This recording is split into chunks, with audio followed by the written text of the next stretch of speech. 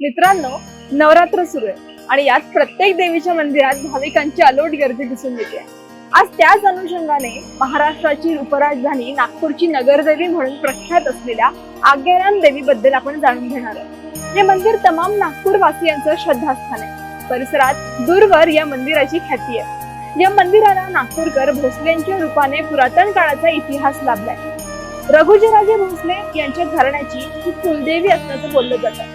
हे मंदिर अंदाजे 300 वर्ष जुनं असल्याचा अंदाज वर्तवला जातो। नवरात्र उत्सवाच्या काळात लाखो भाविक आग्याराम देवीच्या दर्शनासाठी मंदिरात येत असतात। दुःख निवारणी आणि सर्वांच्या मनोकामना पूर्ण करणारी देवी अशी या देवीवर नागपूरकरांची श्रद्धा असून शारदीय नवरात्रोत्सवानिमित्त मंदिरात हजारोंच्या संख्येनं अखंड मनोकामना ज्योत प्रज्वलित करण्यात येतात। खरं तर नागपूरची नगरदेवी आग्याराम मंदिराला मोठा ऐतिहासिक वारसा आहे। गोंड नागपूरकर रघुजी महाराज यांच्या काळातही हे श्रद्धास्थान होतं। अनेक वर्षांपूर्वी मंदिरातील देवीची मूर्ती ही मंदिराच्या मागील भागात खोदकाम करत असताना सापडली। त्यानंतर त्या जागी देवीचं हे भव्य दिव्य मंदिर उभारण्यात आलं। मंदिरातील प्रभावळ आणि देवीवरील दागिने हे चांदीचे असून त्यात देवी अतिशय विलोभनीय दिसते। आग्याराम देवी मंदिर हे राजे रघुजी भोसले होते आपल्या इथे।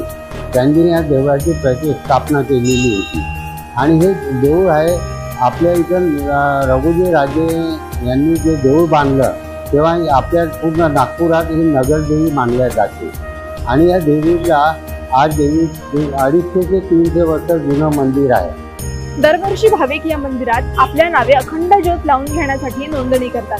त्यासाठी विशेष हॉल तयार करण्यात आला असून हॉलमध्ये 3 ते 4 हजार अखंड ज्योत दरवर्षी प्रज्वलित होतात।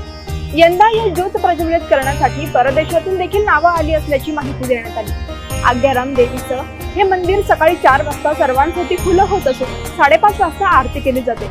दिवसभर मंदिर खुले असून रात्री 12 ते 1 दरम्यान केवळ साफसफाई करिता हे मंदिर बंद केले जाते। तर 1 तास वगळता नवरात्रीच्या 9 दिवसांमध्ये मंदिर 23 तास खुलं असते। त्यामुळे देवीच्या यंदाच्या नवरात्रोत्सवात महाराष्ट्राची उपराजधानी असलेल्या नागपूरची नगरदेवी आग्याराम देवीचं एकदा तरी दर्शन घ्यायला हवं।